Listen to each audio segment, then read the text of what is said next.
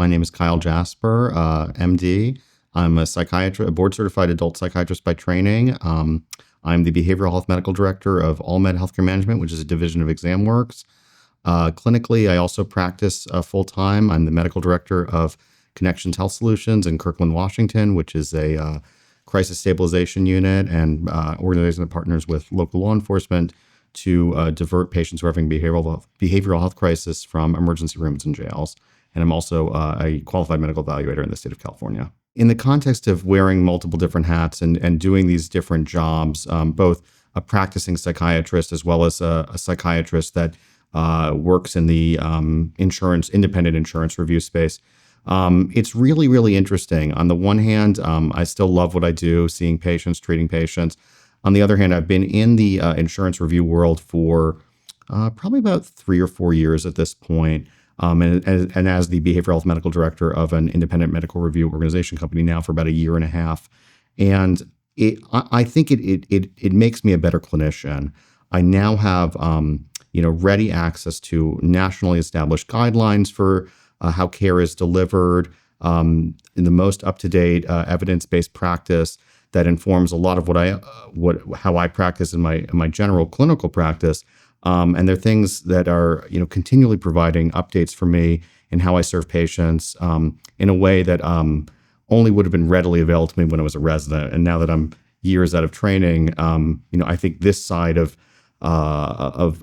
psychiatry, makes me a better clinician.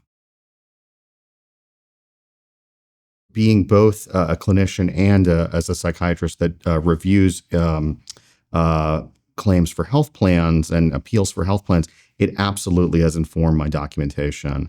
It's really taught me what to document, how to document effectively, and how the documentation serves not only documenting what happened during the patient's treatment course, but also these other purposes of documentation that we don't always readily think about, and one of which is how healthcare gets paid for.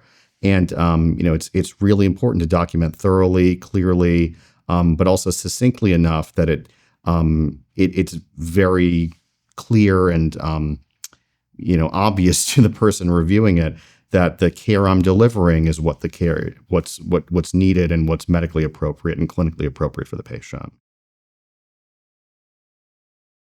When I'm looking at national guidelines or national criteria to review what level of care a patient needs, whether it's MCG or other nationally recognized guidelines, the most helpful guidelines to me are the ones that make it that are very broad, that capture not just specific symptoms or specific functional impairments, but characterize a broad range of how impairment could look across the spectrum of patients across the United States.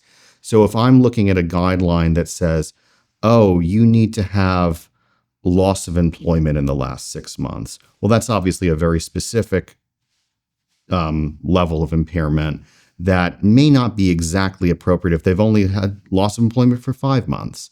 It doesn't really capture the full level of impairment, as opposed to a guideline that looks at all kinds of impairments that are, equally severe, that require some level of greater supervision or greater intervention, but are not so specific as to make it so limited. So I think the guidelines that are the most broad and try to serve the widest audience of patients are the most beneficial. And that's what I see with MCG compared to some of these other national guidelines.